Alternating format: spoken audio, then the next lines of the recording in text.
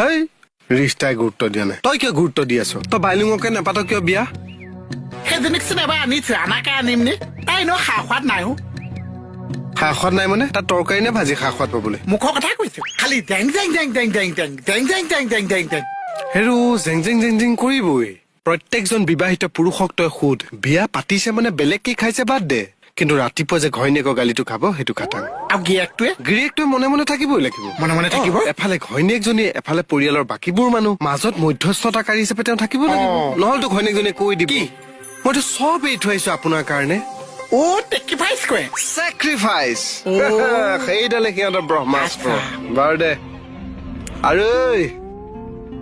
আৰু ঘৈণীয়েক বিলাকৰ মেমৰি পাৱাৰ সাংঘাতিক তই মানিব লাগিব কেনেকে? এই 5 মিনিটৰ আগত যে বস্তুটো থলে